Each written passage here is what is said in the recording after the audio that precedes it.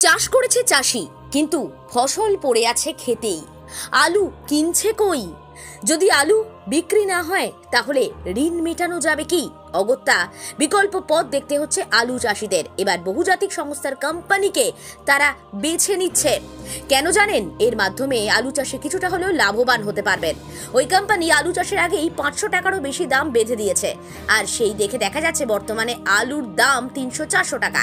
যেখানে রাজ্যের মুখ্যমন্ত্রী আলুর দাম কমানোর জন্য রাজ্যের বাইরে আলু রপ্তানি বন্ধ করেছেন, সেখানে এবার এই রাজ্যেই বহুজাতিক সংস্থার মাধ্যমে আলু চাষ। খাবারের আলুতে টান পড়বে না তো? কারণ এই আলু তারা আগামী দিন অন্য কোথাও চড়া দামে বিক্রি করতে পারে। সাধারণ মানুষের এমন আশঙ্কা রয়েছে, বা কোম্পানি নিজের মতো করে এই আলুগুলোকে কিনে সেগুলোকে রেখে দেবে, পরে বাজারে চড়া দামে বিক্রি করবে। যেখানে চাষিরা নিজেদের মতো করে ফসল ফলিয়ে মাঠ থেকে আলু তুলে বিক্রি করতে পারছে না, কারণ আলুর দাম নেই। চাষিরা আলু চাষের জন্য যে খরচ করেছিল সেটা উঠছে না, তাই এবার চাষিরা নিজেরাই আলু চাষ না করে ওই সংস্থার আলু চাষ করছেন অনেকেই। কৃষকরা অবশ্য বলছেন, সরকার যদি বিষয়টা ভাবে তাহলে খুব ভালো হয়, কারণ যে হারে লস হয়েছে তাতে সংসার চালানো দায়। চাষিরা লস খাচ্ছেন, ব্যবসাদাররা লস খাচ্ছেন। এই অবস্থায় কি হতে চলেছে আলু চাষের ভবিষ্যৎ?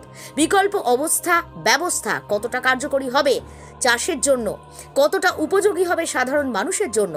চাষি ব্যবসাদার কে কি বলছেন, সবটাই তুলে ধরলাম আমরা নিউজ বাংলাদেশের পর্দায়। হ্যাঁ, আমরা মাঠে আলু কিনে ব্যবসাদার। ব্যবসাদার। এখন আলুর দাম কিরকম? কালকে আলুর দাম হয়েছিল এমনি ঢালা আলু চাষির দাম, গড়া যেটা আলু সেটার দাম হয়েছিল 390 টাকা। 390 টাকা প্যাকেট বিক্রি করে চাষির কি লাভ হবে বলে আপনারা কি মনে করেন? সম্ভব নয়। খরচা উঠবে? চাষির যা খরচা, যা পরিশ্রম, তাতে এই খরচাটা উঠবে না। এই কেন? দামটা মোটামুটি 450 থেকে 500 হলে তবু ঠিক ছিল। কেন এরকম হচ্ছে কেন? কি মনে করছেন আপনারা? এবছর ফলন একটু বেশি হয়েছে। আর দ্বিতীয়ত যেটা হয়েছে সেটা চাষিরা ব্যবসাদাররা, চাষিরাও যে আলু রাখবে সেটা একটু ভয় খাচ্ছে। কারণ হচ্ছে আমাদের এখানে পশ্চিমবাংলার আলু যখন একটু দাম বেশি হয়ে যাচ্ছে, তখনই বর্ডার চারদিকে সিল হয়ে যাচ্ছে, আলুটা বাইরে যেতে পারছে না। তার জন্য এই অবস্থা। নাহলে ইউপি বা অন্যান্য জায়গায় যে দামে লোড হয়েছে তাদের চেয়ে আমাদের 100 টাকা কমে লোড হচ্ছে। কিন্তু ওই যে সরকার যে দাম বলেছিল 450 টাকা করে আলু কিনবে, হ্যাঁ, এখনো কি কিনছে কত আপনারা দেখতে পাচ্ছেন? আমরা তো কোনো চাষির কাছে যাদিকে জিজ্ঞাসা করছি, কোনো চাষি দিতে যায়নি।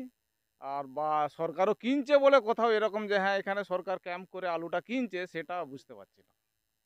তো চাষিরা যাবে কোথায়? এখন আপনারা কি ভাবছেন এই নিয়ে? চাষিরা যাবে কোথায় মানে চাষিদের এই রকমই অবস্থা হবে। সরকার যদি কোনো পদক্ষেপ না নেয় তাহলে চাষিরা এই অবস্থাতেই থাকবে। চাষিদিকে ব্যবসা করে লাভ করে কেউ যে একটা বাড়ি করবে, মেয়ের বিয়ে দিবে, এ দিবে, কোনোদিনই এটা সম্ভব নয়। সরকারকে এর জন্য একটু নজর দিতে হবে। আপনার নাম? পরেশনাথ নন্দী, আলু ব্যবসা। আলু ব্যবসা। লস হচ্ছে আমাদের আলু চাষ করে এবছরের বাজারে।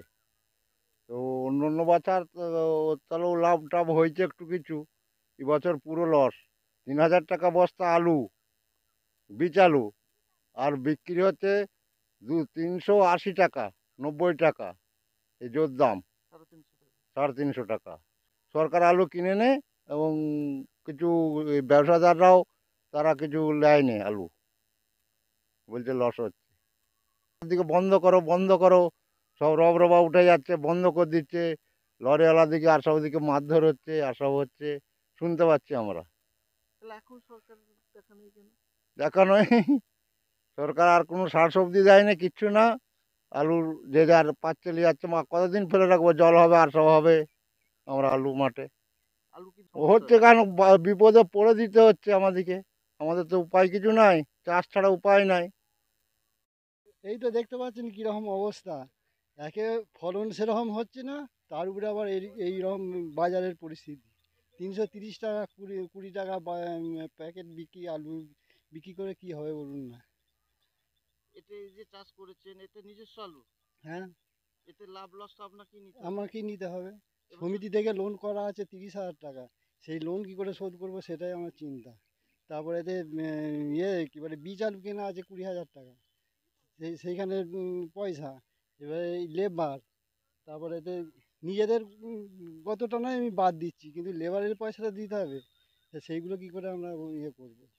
কিন্তু এই যে চাষিরা বহুজাতিক সংস্থা বিভিন্ন কোম্পানির চাষে চলে যাচ্ছে। হ্যাঁ, এবারে ওরা একটা ফিক্সড রেট করে দিচ্ছে, যে এই রেটে ওরা আলুটা কিনবে। সেই করে যদি মানে বাজার অনুপাতে যদি ওটা এবছরের বাজারে আশা করি ওরা ভালো লাভ পাবে, কিন্তু আমরা তো সেই ইয়েতে না যেই আরও ভুল করেছি, এবার থেকে ওই রকমই করতে হবে, কোম্পানি চাষই করতে হবে। নাহলে আলুর ভবিষ্যতে শর্ট হবে। হ্যাঁ, সে হোক, সরকার বুঝবে। সরকার যখন দাম বাড়ছে তখন সেই দিকে কোনো মানে বর্ডারগুলো বন্ধ করে দিচ্ছে। হ্যাঁ, ট্রান্সপোর্ট করছে। আর এখন যে চাষিদের এরকম আত্মহত্যা করবে দুদিন পরে, সেই দিকে সরকারের কোনো খেয়াল নেই। হ্যাঁ, যখন যে দাম বেড়ে যাচ্ছে তখন স্টোর বন্ধ করে দিচ্ছে, হয় নানা রকম হুজ্জুতি দিচ্ছে। এবারে ব্যবসাদাররা যদি লস খায়, তার ব্যবসাদারদের উপরেই তো আমরা নির্ভর। তারা আমরা তো আর 2 বস্তা আলু নিয়ে বিহার, উড়িষ্যা এসব যেতে পারবো না, ব্যবসাদের হাতেই পড়তে হবে। এখন যদি পড়ি মানে গায়ে গতরে যা হলো না হলো লস হয়ে গেল, আবার স্টোরে যদি রাখি, স্টোরেতেও তো তারা ছেঁতালবে। তাহলে এবার যদি বর্ডার খোলা রাখে আর আলুর একটা চাহিদা থাকলে সেখানে এতে চাষিরা 2 পয়সা পাবে, কিন্তু সরকার আমাদের তো সেদিকে খেয়াল রাখছে না। হ্যাঁ, তো যখন দাম বাড়ছে তখন বলছে যে বর্ডার বন্ধ করে দাও, স্টোর বন্ধ করে দাও, এসব হুজ্জুতি। এখন দাম কম, মাঠে কারুর দেখা নাই। না, এখন কারোর দেখা নেই, কোনো সরকারের প্রতিনিধিদেরও দেখা নেই। আর তো সরকার তো নাকে তেল দিয়ে ঘুমুচ্ছে। এখন যেমন সারের দাম কালোবাজারি হচ্ছে, আলু কালোবাজারি মানে বীজ আলু কালোবাজারি হচ্ছে, তখন মানে সরকারের কোনো ভ্রুক্ষেপ নেই। 1 বস্তা আলু 4000 টাকা কিনতে হয়েছে। সেই আলু বীজটা 1 বস্তা আলুতে খুব জোর 5 কাঠা আলু হবে। সেই 5000 টাকাটা এক কাঠা মানে 5 কাঠা আলু থেকে আমি কী করে তুলবো এরকম পরিস্থিতিতে? তারপরে এবছর ফলনও সেরকম হবে না। এই জন্য কি আগামীতে এই কোম্পানির চাষি বেছে নেবেন? হ্যাঁ, আমি সেটাই চিন্তা ভাবনা করছি, কোম্পানি চাষই বাঁচবো। আপনার নাম? আমার নাম সুভাষ খান। আরামবাগ মতিলাল টেলিশপ ও স্যামসাং সার্ভিস সেন্টার অনলাইন বা যে কোনো দোকানের থেকে সস্তা। আপনাদের সকলের প্রিয় মতিলাল মোবাইল, তাই আজই আসুন। পুরানো মোবাইল সারানোর চেয়ে বেশি দামে এক্সচেঞ্জ, 0% ইন্টারেস্টে, 0 ডাউন পেমেন্ট, 0 কস্টে মোবাইল ফাইন্যান্সের সুবিধা। আমাদের ঠিকানা পুরাতন বাজার, আরামবাগ হেডপোস্ট অফিসের বিপরীতে, আরামবাগ, হুগলি। আমাদের যোগাযোগ নাম্বার 7001304430। প্রিন্সিপাল অটো প্যালেস, এখানে পাবেন উন্নত মানের হিরো, হন্ডা এবং টিভিএস কোম্পানির বাইক। বিশেষ অফার চলছে, আজই যোগাযোগ করুন। দিঘরা, নতুন বাজার, বালি, গোঘাট, হুগলি।